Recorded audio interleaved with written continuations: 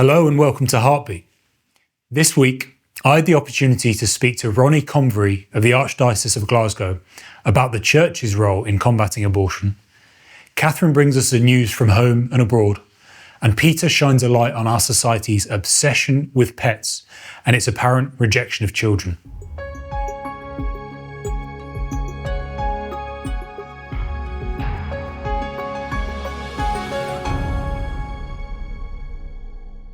Ronnie, thank you for joining us. My pleasure. Now, getting straight to it, just a couple of months ago we had the Papal Conclave. Tell me, why do you think that the world, which usually turns a blind eye to what the Catholic Church does, or if anything has a negative perspective, why do you think the world watched with such intrigue? Is it anything to do with the film?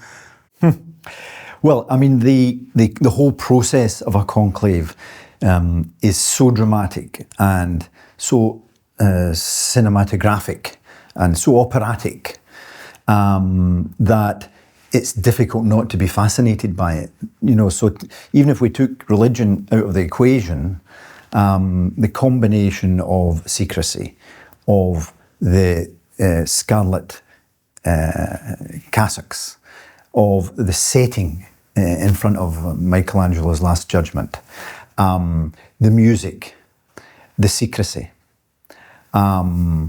That's before we get onto the whole business of the practicalities of how they vote, that things are all done in Latin, and that we announce to the world the result through smoke signals. As I say, even if you were to take religion out of it, it is just such high theatre that in a world, a very visual world, a television world, a social media world, live broadcasts, it's difficult not to be fascinated by all of that.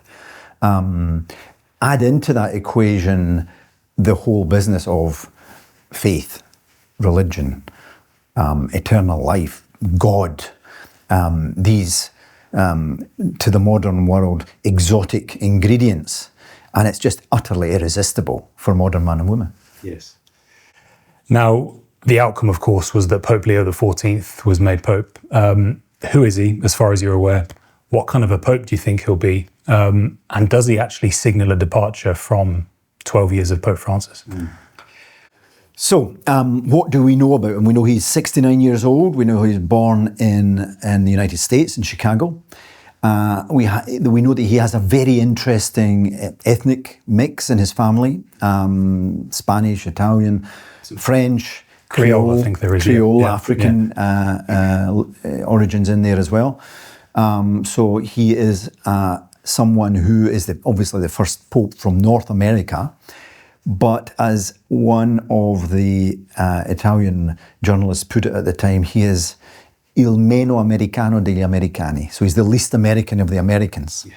Why? Because he has that ethnic mix in his family, but also he spent most of his adult life outside the United States. He studied in Rome. He's acted as a missionary in Peru. He came back to Rome to run the Augustinian order, then became a bishop again in Peru, took on Peruvian citizenship. So his American nationality is almost an accident. It's not something that I don't think defines him in the way that perhaps John Paul II's Polish nationality very much defined the man, his culture, and his papacy. I would not expect that we will see in the papacy of Leo XIV a hugely American input.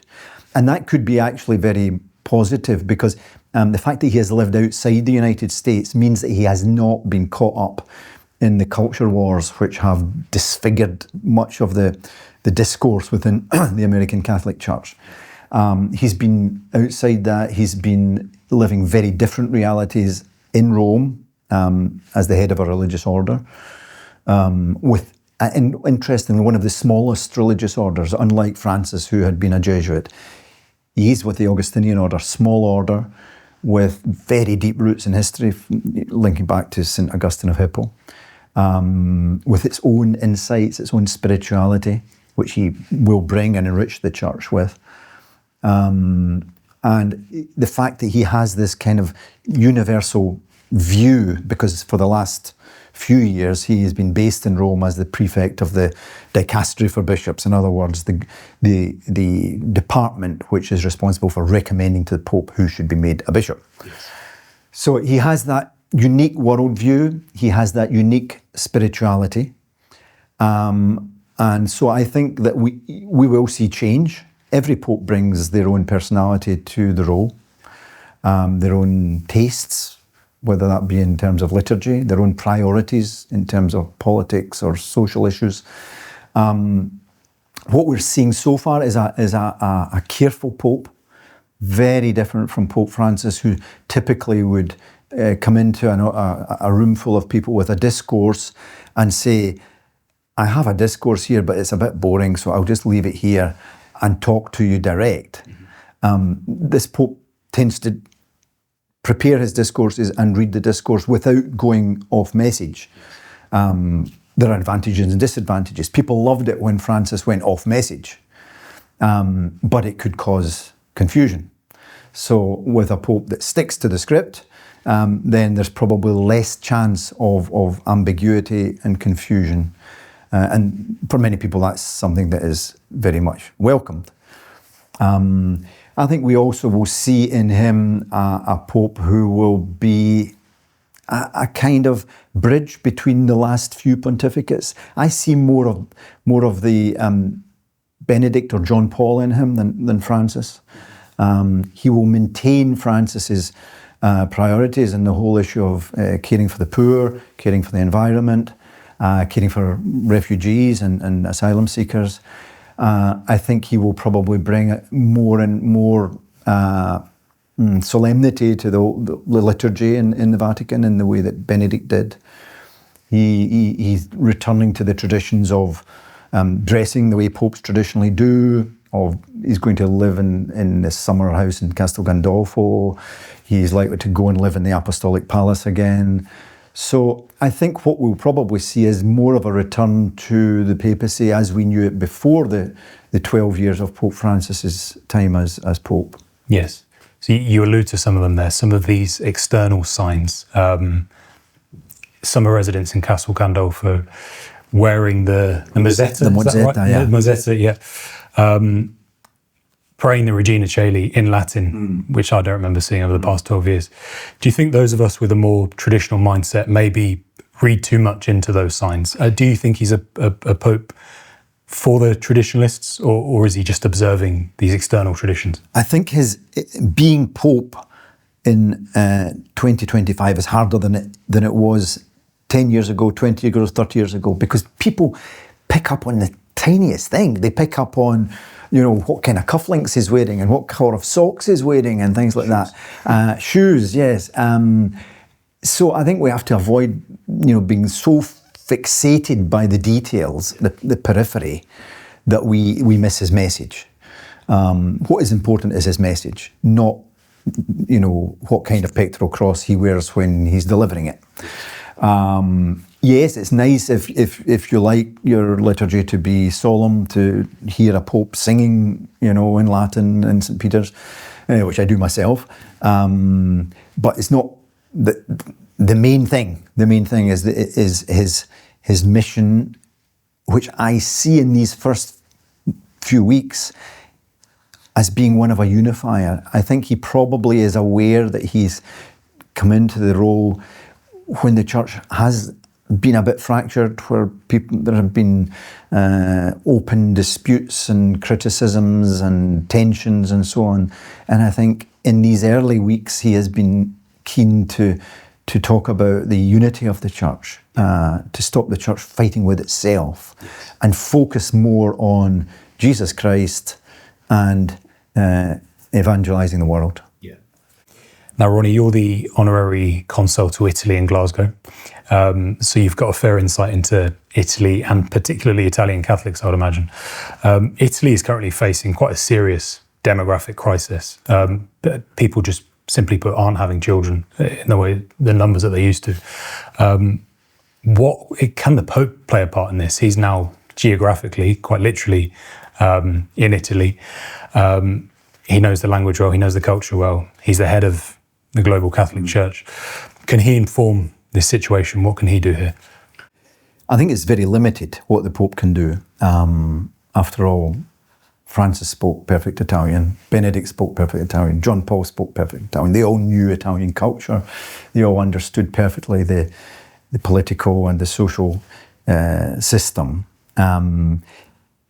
The lack of childbearing is more than a religious question. It's a social question. It's largely to do with culture. It's to do with what people want from life. There are economic factors, huge economic factors, because if housing becomes impossible to afford, if you don't have two salaries coming in, then it's difficult for young families to have children, to have lots of children, certainly. So what can the Pope do? He can encourage governments, not just the Italian government. I mean, the Italian situation is, as you say, quite bad in terms of the number of children that the country is having compared to those that are dying. But it's largely the same across most of Western Europe and across most of the world. In fact, very few countries now have a higher number of babies being born than people dying. So it's, as I say, it's broader than Italy. It's broader than the Pope. It's a social revolution. It's about understanding again the importance of the role of parenthood, seeing that as being equally valid as a professional career. And that's really something that politicians and economists probably can impact more realistically than popes and bishops. Yeah.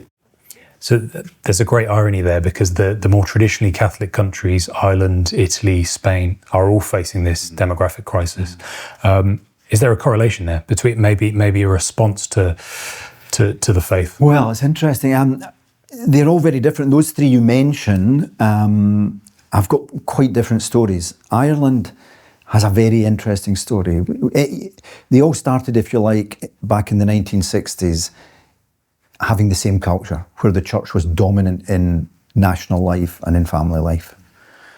Nowadays in Ireland, the church was in such a high pedestal that when it fell, largely because of the abuse crisis and so on, that fall was so dramatic that the infrastructure smashed. People's faith smashed into tiny pieces. Maybe it wasn't a very deep faith. Maybe it was a superficial faith, made easy by the fact that the culture was Catholic. In Spain, that Catholicism was tied up again with the regime, the Franco regime, which had effectively nationalised Catholicism, although he fell out with Pope Paul VI towards the end. And again, with the collapse of that regime, in many ways, the kind of supports which had kept people Catholic fell away. And if the faith itself wasn't deeply held, it fell away as well. Yes. In Italy, they haven't had those dramatic social changes that there have been in Ireland and Spain. There's been a general secularization, but there's still an affection for the faith, and people would, I joke, but it's genuinely true that if you say to many Italians, are you a Catholic? Of course I'm a Catholic. Yeah. Do you go to my... No, I'm not a fanatic, but I'm a Catholic, absolutely. So they don't have that understanding that maybe Anglo-Saxons and Irish people have of Catholicism equates to mass attendance and so on. They see it more as just part of their culture and their belief system and so on. So they tend to be a bit more relaxed about their Catholicism, and that maybe protects it a little bit from changes in culture, because it just sort of adapts to the changing culture while maintaining the core within. Yes. Now, Ronnie, you're here on behalf of the Archdiocese of Glasgow. The Archdiocese rightly places huge emphasis on engaging young Catholics. I observe something of a revival amongst young people. Yeah, I'm going to say young people in general, because we're seeing young people come to the faith who otherwise had no knowledge of the Catholic faith. So amongst converts and young Catholics, young cradle Catholics, are we seeing something of a revival? I'd say yes. I mean, something is moving. Something is happening, not just in Glasgow, not just in Scotland, across Western Europe, across the United States as well. The recent Easter Vigil, where people tend to be received into the church, saw, I think, more than 30% more this year than last year. And that's not because there has been 30% more effort spent on publicity campaigns or 30% more hours devoted to sermons. There just seems to be an interest in the faith, and maybe there was always a general interest in spirituality, but somehow that general interest in spirituality that might in the past have been dispersed among people wanting to, get involved in knowing about crystals and nature and paganism and things, seems to have focused a little bit more on what does the Catholic Church say? This is something a bit different. It's almost countercultural. Yes. It's almost a rebellion for young people. Just as in 1968 the rebellion was against to throw off religion, throw off family, throw off morality, throw off rules. Yeah. Today's young people's rebellion, if you like, is to follow their spirit, to follow that call, to be interested and not to be afraid to embrace this religion, this the oldest of Christian denominations, the Catholic faith, which may in the past have seemed old-fashioned and irrelevant. Yeah. Now it seems to be almost trendy. And ironically, part of that rebellion is to settle down and have a family and to have as many kids as you can. Yeah, it's interesting.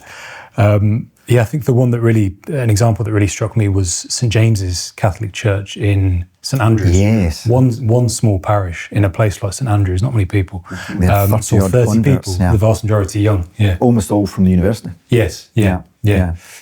Yeah, and we find that university chaplaincies tend to be very strong now. When I was at university, the chaplaincy tended to gather a few people, but it was certainly not, you wouldn't say, the beating heart of the church. Yes. Now, university chaplaincies across the country and across Europe, I would say, tend to be where there is a lot happening. There is a lot of vibrancy, a lot of enthusiasm. And they're not just catering to existing Catholics. They see their mission as engaging the wider student body. Yeah. We recently had the vote down in Westminster on the decriminalisation of abortion, which is the de facto legalisation of abortion up to birth.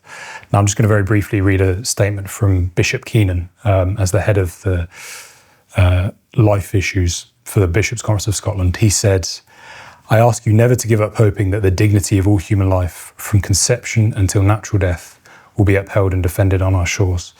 That was his response. But what do you think the response of the wider Catholic Church should be? Well, the human response is sorrow. If we almost, let's take religion out of it for a moment. If we now have a society where it is legal and socially acceptable to kill a child 30 minutes before it comes into the world, but if you kill the child 30 minutes after it comes into the world, that's murder. There's clearly a lack of logic there, irrespective of the morality or the theology of the situation. So I think that we have reached a very illogical situation, and I think that is the kind of approach that we need to take to engage with other people. It is not, in my opinion, helpful to sloganize, to demonize, to go on placards and accuse MPs of being murderers and having blood in their hands. No, it's better, in my opinion, to point out the inconsistencies in some of these ways of thinking, and just ask people to reflect. In any conflict, you always have to allow your opponent a way to give in with dignity. You know, whether it's a world war or whether it's just a fight in the family, you have to allow the person that you're engaging in a discussion with an ability to have some dignity, but perhaps take on board what you're saying. So I think the way forward, and it's a patient, slow process, is just to keep pointing out the inconsistencies and the cruelty of this kind of approach to life, in the hope that quietly people will begin to reflect and say, that's not quite right. Yes. Well, you make a good point at the beginning there that 30 minutes before birth, okay, 30 minutes after it's not. But I think we're getting to the stage where people will come to think, okay, then maybe we should relook at the morality or lack thereof of infanticide. You know, why is it okay at 9 months, but not for a newborn baby? So, ironically, I think that's where that conversation could go. Yeah, interesting. Finally, Ronnie, naturally at SBC we have an emphasis on the quality of our communications. You've spent most of your career in communications. What can you tell us about the art of good communications? Well, have you got a day? No, a few things that I always say to people that if they ask me that question. One is we need to be prepared to answer the questions that people have, not the questions that we would like them to have. And whether that's the church, whether it's political parties, whether it's charities, we tend to have our answers ready for people. But we have our answers ready to the questions that we would like people to have, not to the questions that they actually have, because their questions are based on their lived experience. So that's the first thing. We have to be prepared to give the answers to people that they have. The second thing is we have to be able to speak people's language. And so often we, whether it be churches, charities, political parties, whatever, we speak our own jargon and we don't know it because we tend to speak to each other more than anyone else, people of like mind, and so we use phrases which mean nothing to the outside world. I see it even in sermons. You go to a church, not necessarily a Catholic church, any church, and you will have a preacher talking about evangelization, synodality, reconciliation, metanoia, kerygma. The vast majority of the congregation do not know what those words mean. Yeah. And if you want to engage with people, you have to use language that they understand. People say, "Oh, that's dumbing down." Well, maybe we just have to accept that. You know, once preachers would have spoken in highfalutin Latin. They had to amend that, didn't they? Yeah. So, you know, we need to speak to people in a language that they can understand. And the other thing, finally, I would say is that we have to get used to the fact that social media has changed people's way of engaging with any argument. Nowadays, and it's a tragic consequence of social media, we feel the need to take a side on everything. So you have that plant pot there. If we put something on social media about that plant pot, people would say, "That's a scandal that you have that plant pot. You should have had a crucifix there." And other people would say, "Why did you have an artificial flower? Is that a real flower?" People want to fight about everything. Yes. That is a very difficult world for us to be in, because instead of people learning, accepting, reflecting, they tend to instantly feel the need to take sides. Yeah. And finally, just to complete it, we also have to be very aware that we're living in a time when the word, any word, the capital W word and the small w word, is always at risk of being pushed aside by the image. A simple reflection of that is, if we were having this conversation 10 years ago or 15 years ago, and we talked about social media, we'd probably be talking about Facebook. And on Facebook, you could perfectly legitimately write 200, 500 words, give an opinion, an experience, and so on, and people would read it. Nowadays, chances are people are more likely to check TikTok or Instagram, which are effectively image generators. Yes. With a few words at the bottom. So that affects how we communicate. The world has moved on from the ability to read and reflect on the written word. I notice, I edit a newspaper, Flourish, and Every month, my biggest task is to have that front page attractive enough that people will physically pick up the paper, because I could fill it with fantastic stuff, but unless it is attractive enough visually, they won't pick it up and never read the stuff inside. Yeah. So that's something that we really have to be very aware of as we communicate. Yes.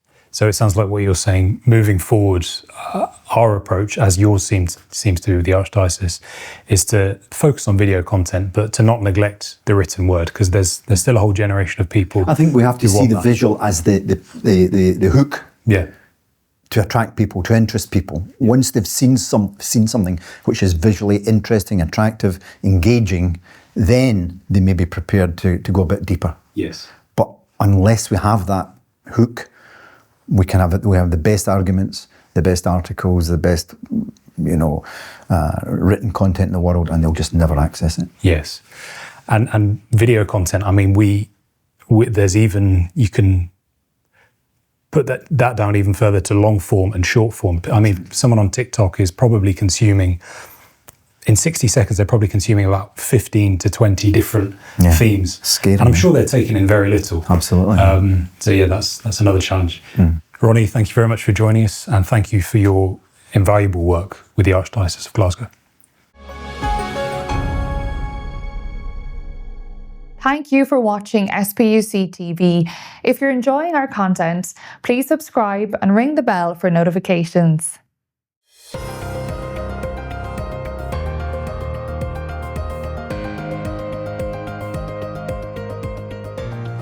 In a candid new documentary, Kim Novak's Vertigo, the legendary star of Alfred Hitchcock's Vertigo, opens up in a way she never has before. Novak, now 92, and honoured at the Venice Film Festival with a Lifetime Achievement Award, shares the harrowing revelation that her mother once tried to end her life while pregnant, with knitting needles, and later attempted to suffocate her with a pillow.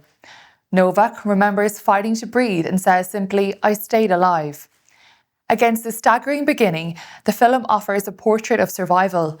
Audience sees clips from her golden age performances, icons like Vertigo, Picnic and Pal Joey, alongside intimate scenes filmed in her home, where she pursued painting after stepping away from Hollywood. At the Venice Film Festival, Novak was celebrated not just for her screen career, but for her invincible spirit. Festival director Alberto Barbera called her a rebel at the heart of Hollywood, a truth she's embodied by always staying true to herself. What emerges in Kim Novak's Vertigo is more than celebrity. It's the story of a woman who survived trauma, resisted conformity, and redefined herself on her own terms. It's a rare window into genuine courage and authenticity that continues to inspire. A toddler from Chelmsford in England will be featured on a billboard in New York Times Square as part of an international campaign celebrating people with Down syndrome. 2-year-old Violet was chosen from more than 2,600 entries across 11 countries to appear in a slideshow organised by the National Down Syndrome Society. The event, on September the 6th, will showcase 500 photographs and is expected to be seen by millions in the heart of Manhattan. Her mother, Rebecca, said she hopes the image will help promote greater understanding, adding that having a child with Down syndrome is not the end of the world, it's actually a real joy. She said the family would love to take Violet to see the display in person one day. The campaign is designed to highlight inclusion and to challenge stereotypes about living with Down syndrome. Organisers say the annual event provides visibility for families and reminds the public that children with the condition deserve the same opportunities as everyone else. For Violet's family, it's a proud moment, one they hope will inspire others to see the value and potential in every child. The so-called suicide pod, promoted as offering a tranquil, painless death, is now surrounded by disturbing questions after its first recorded use in Switzerland. A 64-year-old American woman became the first to die inside the sacropod last year, in a secluded forest near the German border. But a post-mortem revealed unexplained strangulation marks on her neck. For a machine marketed as swift and peaceful, the findings suggest anything but. According to reports, the woman convulsed violently just minutes into the procedure. The pod's alarm sounded, and even after 6 minutes, the operator said, "She's still alive, Philip." It took half an hour before she was declared dead. Dr. Florian Willett, president of the assisted dying group The Last Resort, was the only person present. He was arrested and held for 70 days on suspicion of homicide. Though never formally charged, he later fell into deep mental distress, and earlier this year he died by assisted suicide himself. Swiss prosecutors say the woman's death did not proceed as planned, and forensic experts confirmed severe neck injuries. Yet, despite this, inventor Dr. Philip Nitschke has announced he hopes to bring his pods to the UK if Parliament legalises assisted suicide. For pro-life advocates, the warning could not be clearer. Promises of a peaceful death hide a brutal reality. And as Britain debates assisted suicide, this first use of the sacropod shows exactly where the culture of death can lead. And finally, this past weekend, our very own Ben Weller and I had the amazing opportunity to represent SPUC at this year's Big Church Festival, which took place on the beautiful Winston Estate located in West Sussex. The BCF is one of the UK's largest Christian gatherings. The festival brought together over 35,000 people from across the country, creating a unique platform for connection, conversation and worship. Ben and I were genuinely overwhelmed by the warmth and curiosity of festival goers towards SPUC. From families and young adults to clergy, we engaged with an inspiring diversity of individuals who are eager to learn more about our pro-life work and the truth about the dignity of every human life. We also had many reach out for post-abortion support and take cards for our Arch helpline. SPUC were delighted to be the first pro-life presence there in 5 years. Ben and I were delighted to meet with so many new faces and connecting with the other fantastic exhibitors who were very kind to us over the course of the weekend. We won't forget that. Overall, it made for one of the most surreal, unforgettable and impactful conferences we have ever attended, and we hope to see you all there next year. That was SPUC TV News, bringing to light what others hide.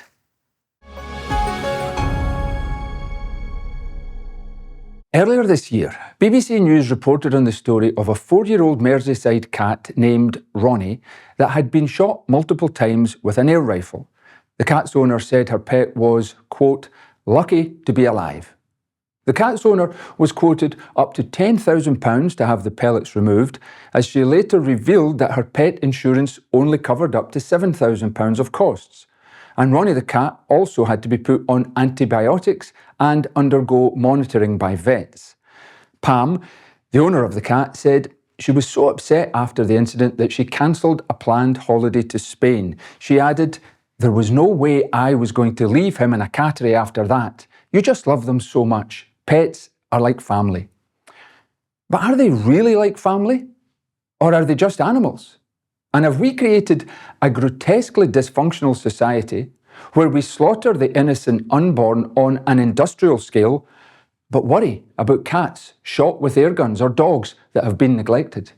We should, of course, treat animals properly, and causing them to suffer cannot be justified. Equally, however, treating them as if they were human beings is certainly not justified either. But more and more, that's what we do. I'm Peter Kearney, and this is Viewpoint.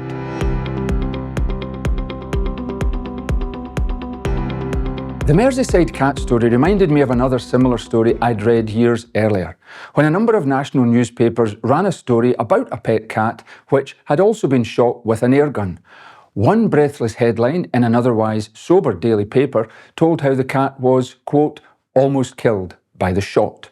The same paper went on to relate that Nibbles was targeted in Cambuslang, South Lanarkshire, and left with a pellet lodged in its throat.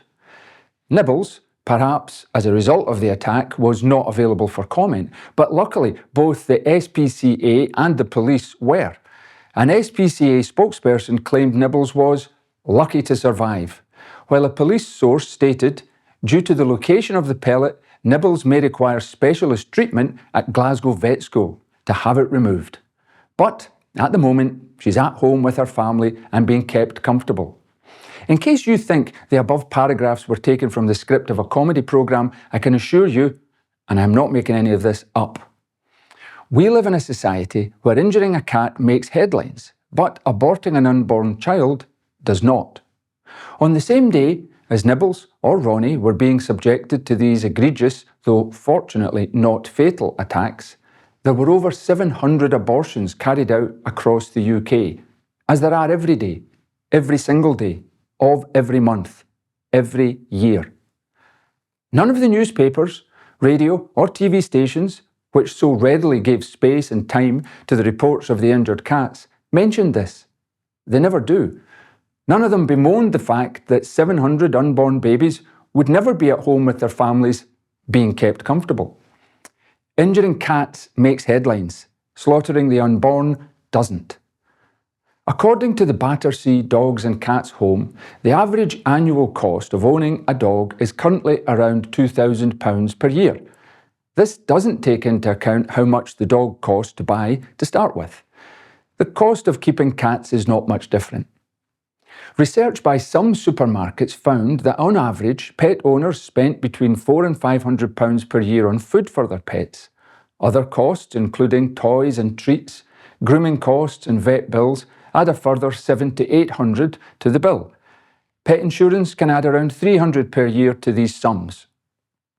With an average life expectancy of 13 years, this means, when you take into account inflation and rising costs, the lifetime cost of ownership is around £26,000. It's not cheap. We regularly see research telling us how expensive it is to bring up a child. It almost suggests that having children and bringing them up is nothing but a massive financial millstone around parents' necks. By contrast, the cost of having a pet doesn't get nearly as much attention or publicity. The figures certainly aren't used to dissuade or discourage people from pet ownership. And similarly with smoking. A smoker who smokes 20 a day will cost themselves around £6,000 a year to fund their habit. That's probably not a cost that gets nearly enough attention either. There's a significant difference, though, between spending money on having children, owning pets, or smoking. And it's this. If everyone stopped smoking or owning a pet, our society would still exist. If people stopped having children, it wouldn't. The Dogs Trust is the largest dog welfare charity in the UK. Its mission is, in its own words, to bring about the day when all dogs can enjoy a happy life. In 2024, the organisation had an income of £136 million. It was the charity formerly known as the National Canine Defence League, which in 1978 came up with the famous slogan, "A dog is for life, not just for Christmas." The National Society for the Prevention of Cruelty to Children, the NSPCC, the largest child welfare charity in the UK, in 2024 had an annual income of £124 million. So our largest dog welfare charity earns £136 million per year, while our largest child welfare charity earns £124 million per year. There are 13.5 million dogs in the UK and 14.5 million children. So for every donation of £8.50 we give to a child, we donate £10 to a dog. There's no doubt that as a society we have displaced the affection, love and concern due to our fellow humans and in its place transferred it on to animals. The pet dog, who in an earlier era would have fed on the scraps from the family table, now dines on designer dog food and enjoys Christmas treats, often at a cost greater than the amount spent on many children living in poverty. Is this right? Is this justified? According to the Catechism of the Catholic Church, it is contrary to human dignity to cause animals to suffer or die needlessly. It is likewise unworthy to spend money on them that should, as a priority, go to the relief of human misery. One can love animals, one should not direct to them the affection due only to persons. There's nothing wrong with having a pet dog or cat. Of itself, it's neither problematic or harmful. But is it a coincidence that as we've become more and more concerned about animal welfare in general, about taking out insurance on our pets, feeding them well, spoiling them, we've become less and less concerned about the welfare of our unborn brothers and sisters. Allowing abortion up to birth and posting out pills which can bring about the bloody brutality of home abortions in the back streets and byways of our country, Exactly the situation which our vaunted abortion legislation was supposedly enacted to end. Over the course of the next month, there'll be around 20,000 abortions carried out in the UK. The chance to be born, the chance we were all given, will be taken violently from 20,000 of our fellow citizens. We will never see them or hear them. We will never be served by them in a shop or a cafe. We'll never be cared for or cured by them in a hospital or a clinic. We will never laugh or sing along with them as they perform in a concert hall or in a TV studio. We'll never watch them play for their team or score for their country, win a Wimbledon final or a Nobel Prize. They will be robbed of life, and we will be robbed of their contribution to our society. What price can we put on life? And how much should we give to the cause of protecting the unborn from death?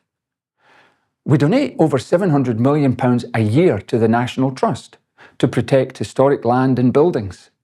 We donate at least the same amount to cancer research. And as I mentioned, we give about £136 million a year to look after dogs. Ironically, we give some £240 million a year to the lifeboats of the RNLI to save people from drowning, without realising that we are literally drowning in our own hypocrisy. When a cat being hit with a pellet makes news headlines, while an unborn baby being put down doesn't. That's all we have time for this week. If you enjoyed the show, then please like, comment and subscribe for weekly videos. And if you have any stories you think we should cover, then please email us at the address on the screen or in the description. Thank you for watching.